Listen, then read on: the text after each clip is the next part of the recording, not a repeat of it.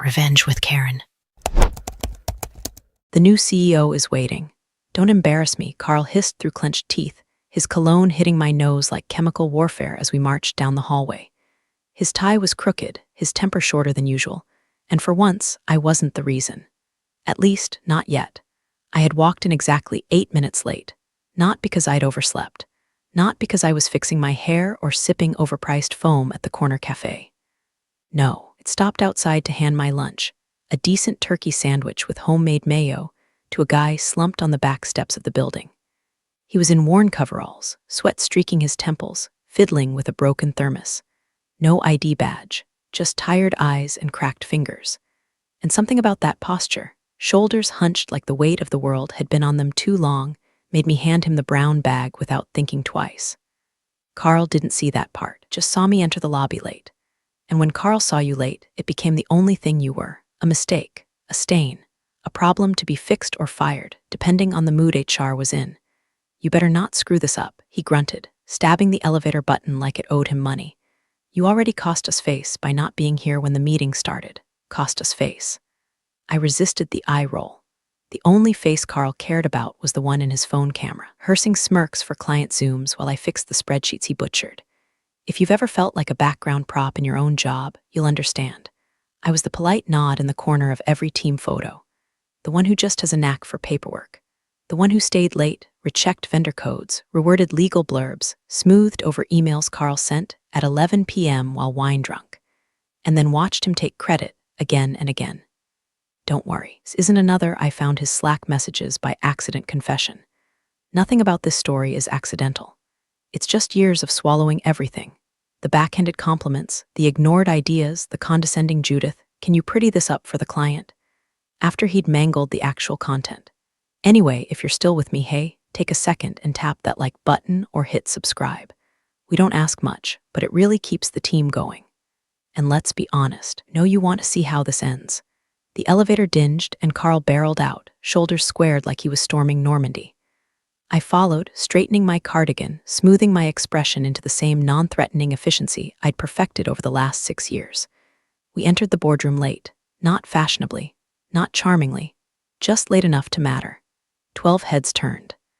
The CFO, the ops director, legal counsel, even Clara from HR with her always suspicious smile. Carl cleared his throat like a high school drama kid about to monologue. I scanned the room for a seat and froze. At the head of the table, flipping through a crisp blue folder, sat the man from the back steps.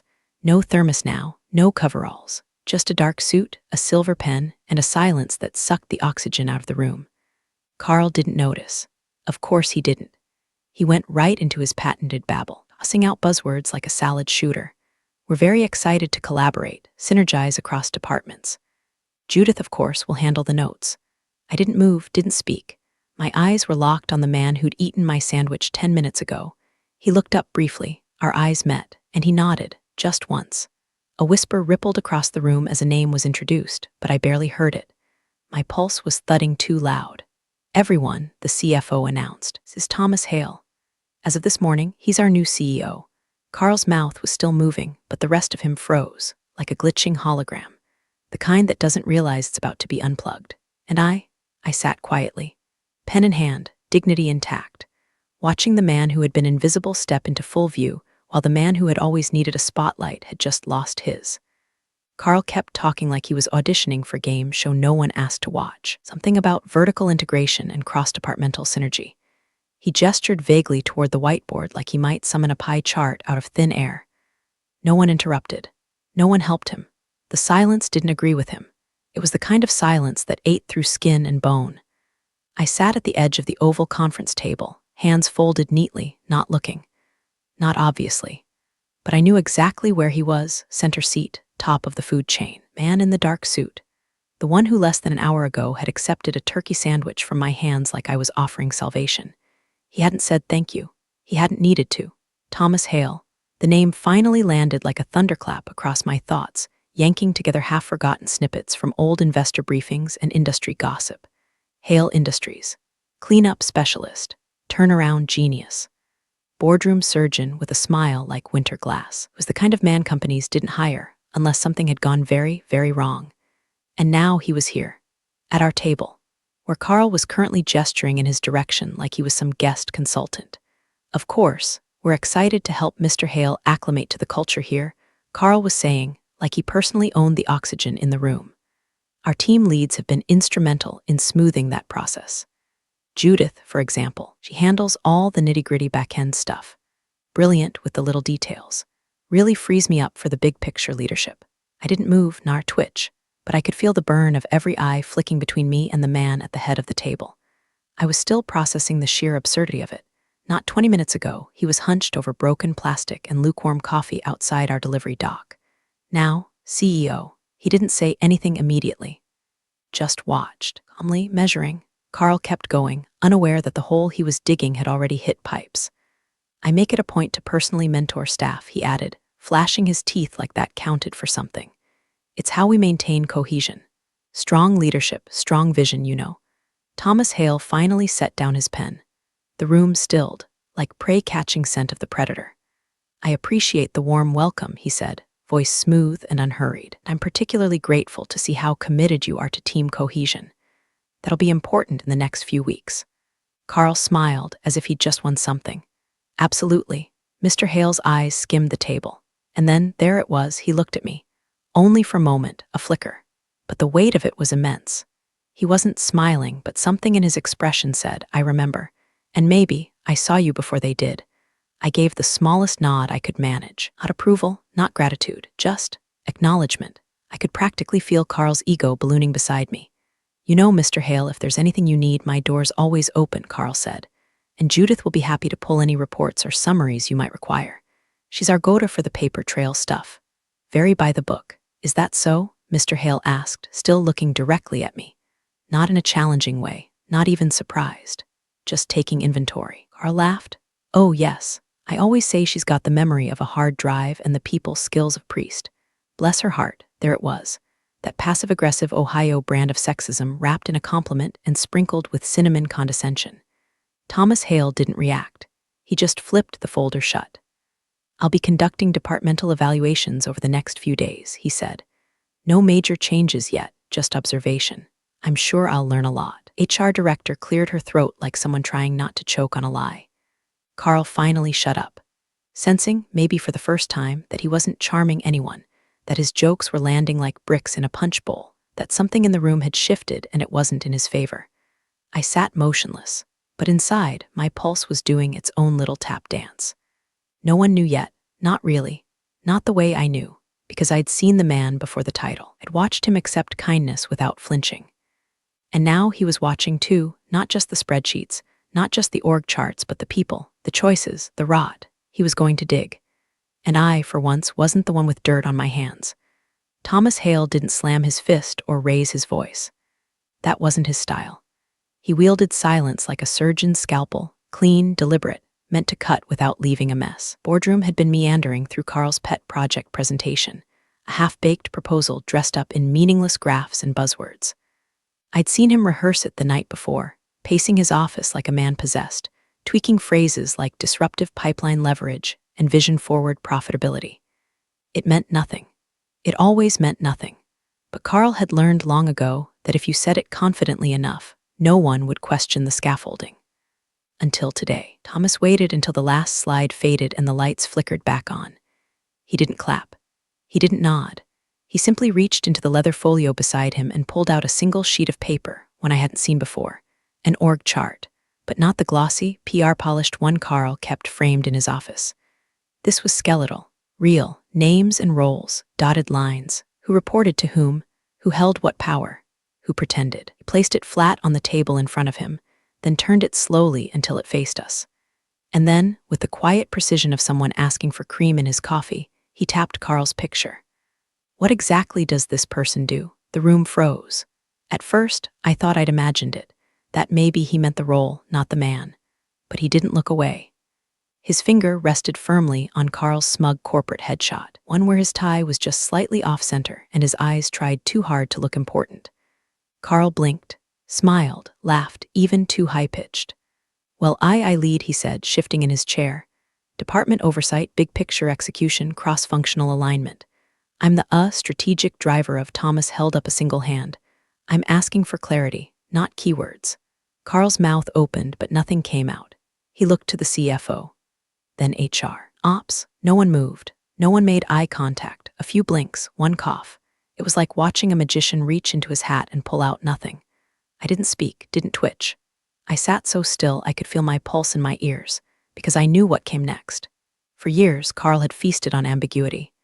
Claimed credit for wins he barely understood, delegated disasters and called it empowerment.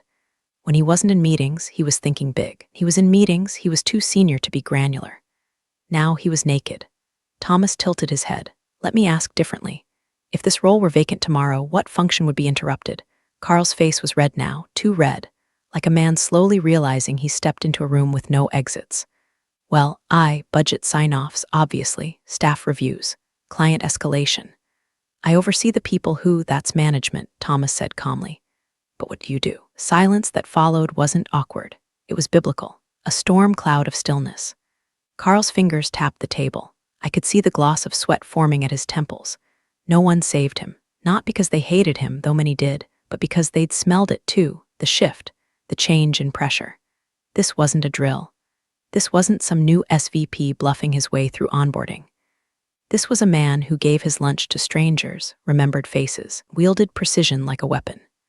Carl finally said, with a laugh that cracked at the edges, well, I guess I keep everything running. Thomas smiled, not warmly, not cruelly, just the faint curve of someone who's already decided what happens next. Let's test that, shall we? He glanced at his assistant, who immediately began writing something down.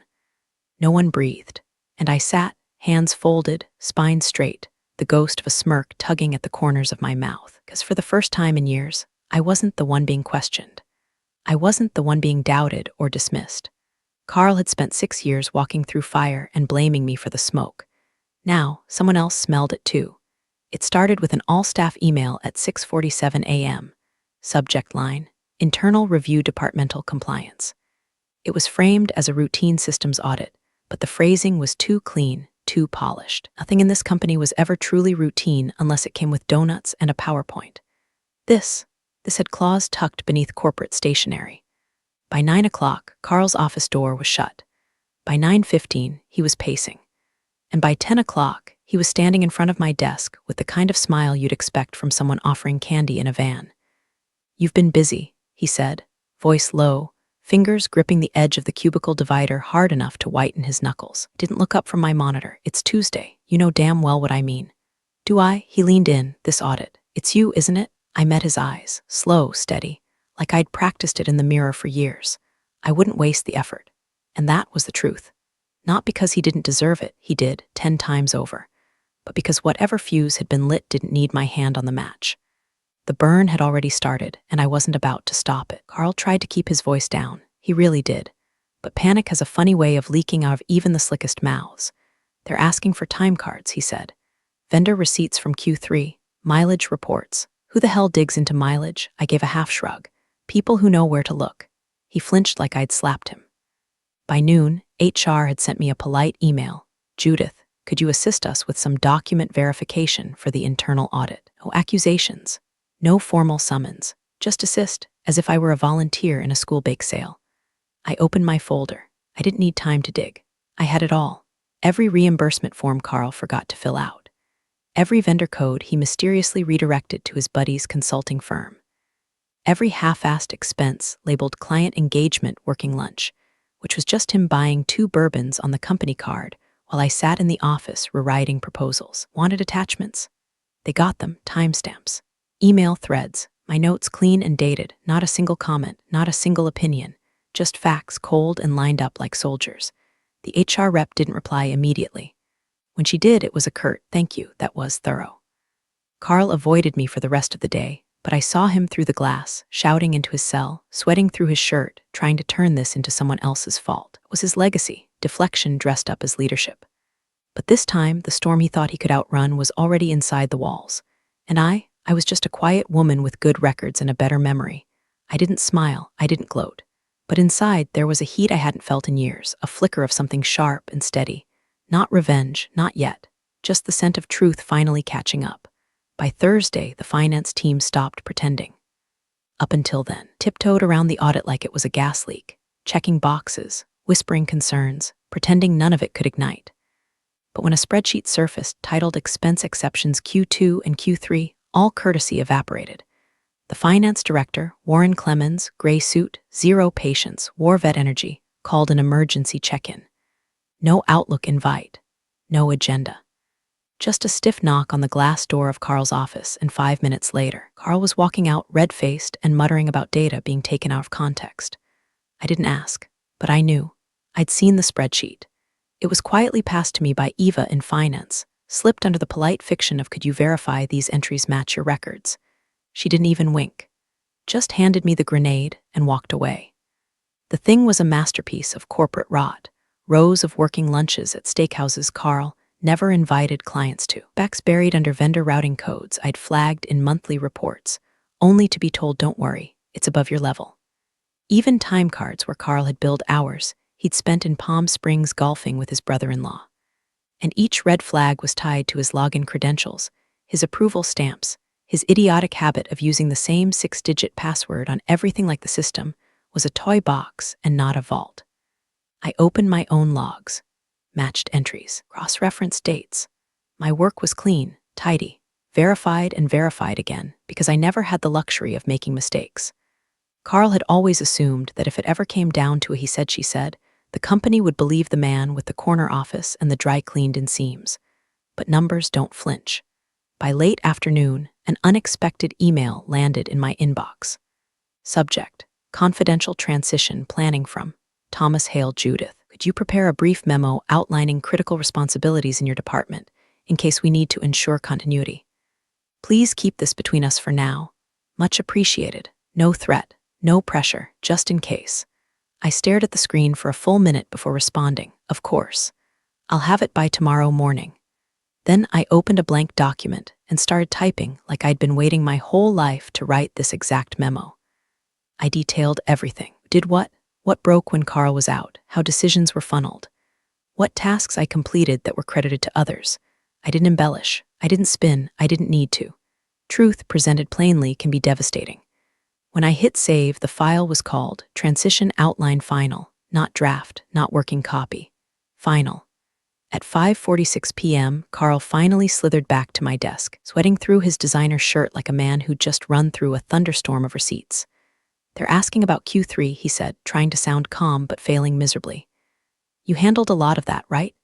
Vendor onboarding, reimbursement forms, just let them know that." I turned my chair, met his eyes. "You signed off on every one of those yourself." "Yeah, but you prepared them," he said, voice tight. "No," I said quietly. "I flagged them. You overrode me." Blinked. I let the silence hang. Let him chew on it. Let the knowledge settle that I'd kept every email, every rejection, every instance he waved away a risk like it was a mosquito. Carl's confidence cracked, and it was almost sad. But I wasn't there to comfort ghosts. I turned back to my screen. Behind me, he stood frozen a beat too long, then walked away without another word. And I felt that rare, strange flicker, something close to satisfaction. Not vengeance. Not yet. But the math was starting to balance. It's funny how quickly a ship turns when the rats smell smoke. By Monday, the same managers who used to nod politely at me in elevators, then promptly forget I existed, were suddenly lingering outside my cubicle with nervous smiles and compliments that tasted like overcooked oatmeal. "Judith, I always said you were the glue around here. Judith, if you ever need anything, anything at all, my door's open." Even Barry from legal, who once referred to me as just the admin gal with strong opinions, brought me a coffee I didn't ask for. It was the wrong order, of course. He guessed I drank something simple, handed me a venti black like it was an olive branch and not a thinly veiled bribe. I accepted it, smiled, logged the time and date in a sticky note tucked under my keyboard labeled, "When they changed their tune." The shift was subtle, but seismic. Carl was still technically in charge, still occupied the corner office, still barking into his phone, still CCing half the company in emails no one read. But the air around him had changed. Lighter, like his authority had been scooped out and replaced with something hollow and rattling. Meetings started without him. Decisions didn't wait for his sign-off. At one point, I saw him standing outside the boardroom, palm on the glass, staring at a strategy session he hadn't been invited to. He didn't even knock. Just turned and walked away. And me, I kept my head down, completed the reports, sent the summaries, Did my job like I always had, only now the silence around me buzzed with curiosity. They didn't know what I was, not yet. A witness, a threat, a replacement, maybe all three, but I documented everything, every shift in tone, every sudden compliment, every casual "we should catch up sometime" from people who used to forget my name in client meetings. And I said nothing, because I didn't trust them, because I didn't need to. One afternoon, as I was leaving late as usual, I heard footsteps behind me. I turned, expecting another awkward manager, another backhanded apology, or poorly disguised question about the CEO's email patterns. But it was Ellie, junior associate, 25, new, nervous, kind of worker who used to shrink in Carl's shadow and flinch when asked to stay late. She held a folder awkwardly against her chest, like armor. "I just wanted to say," she started, glancing down the hallway to make sure we were alone. "You always treated us like people. We noticed." I blinked. "Thanks," I said, throat tighter than I expected. "You didn't have to. Most people here don't." And with that, she walked off, hugging her folder like it might bite her. Stood there for a long moment. That simple sentence, "you always treated us like people," hit harder than anything I'd heard all week, because it wasn't just about me. It was about all the tiny kindnesses, the late-night coaching, the gently edited emails, the shield I'd built between the junior staff and Carl's bullshit. I'd done it instinctively, to protect them, to survive. But now, I had to ask myself something I'd avoided for too long. Was I supposed to keep surviving, or start leading? Because this company was shifting. The foundation cracked, the ceiling loose, and in the debris something new was trying to grow. Maybe, just maybe, I was part of it. I didn't decide that night. I wasn't ready. But I backed up my transition memo again, and this time I gave the file a new name, Contingency Leadership JM. The calendar pinged just after 4:00 p.m. Subject: Strategic Alignment, Review Confidential Attendees, Hale, Emmons, Legal, Ops, HR, Judith M. No Carl, no leadership, no buffer. The absence of his name was louder than any firing notice. By 5:30, the news had started to ripple. Soft at first, an unspoken awareness that something final was coming. Desks were quieter. Emails came laced with overpolite phrasing. I passed 3 conversations that stopped mid-sentence when I walked by. One woman looked at me like I'd grown horns.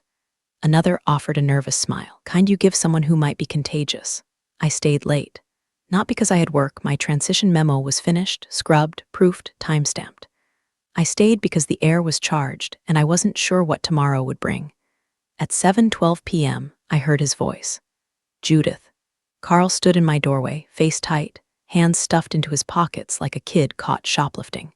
He didn't look like a man with power anymore, looked like someone who still hadn't admitted he'd lost it. "You have a minute?"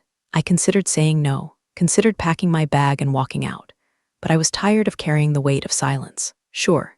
He stepped in, shut the door, didn't sit. Just stood there, shifting his weight, rehearsing a speech in his head that clearly wasn't coming out the way he planned.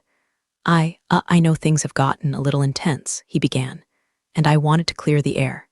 Before tomorrow." I raised an eyebrow. He chuckled nervously. "Look, you and we've had our ups and downs, but I always respected you, Judith. I know I wasn't always great at showing it, but come on, this place would have fallen apart without us." Us. The man had the audacity to say us. "You're going to that meeting tomorrow," he said, voice low now. "I'm not stupid. I know what this is. But if anyone knows the truth, it's you." He stepped closer. "Tell them, Judith. Tell them I kept things moving, that I delegated, that I trusted my team. Tell them I built this department with you." I stared at him, taking in the desperation beneath the arrogance. The cracks in the armor. "I already did," I said. He blinked. "For years," I added, "I defended you, covered for you, fixed your mistakes, smiled at your clients, rewrote your garbage. I let people think we were a team when really I was your safety net. And you never once noticed." He didn't speak. "You want me to save you?" I asked, standing. "Then you should have seen me when it mattered."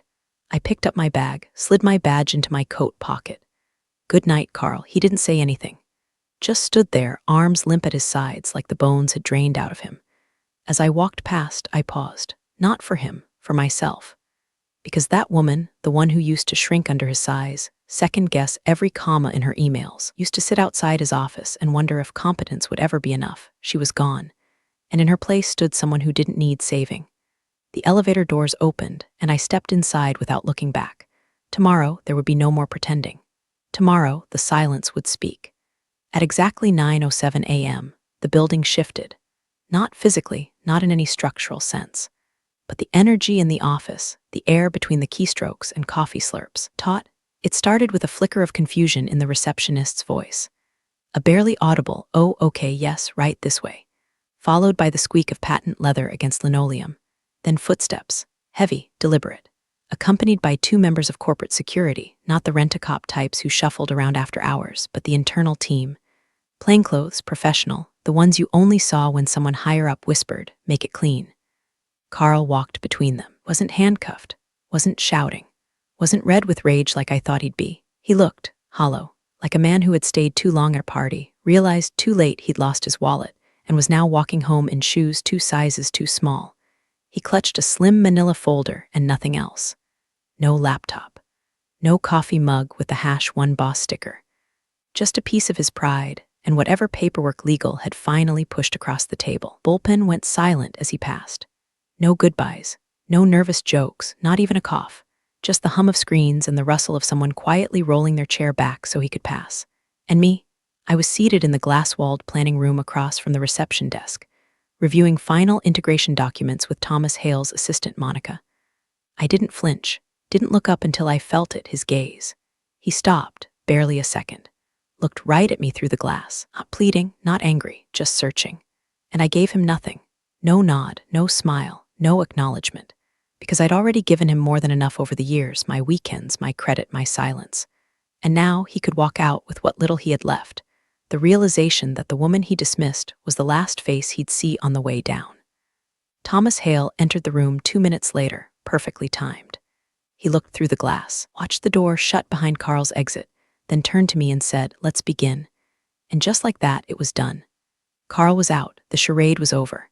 I opened the folder in front of me, flipped to the transition roadmap I'd finished the night before, and slid it across the table.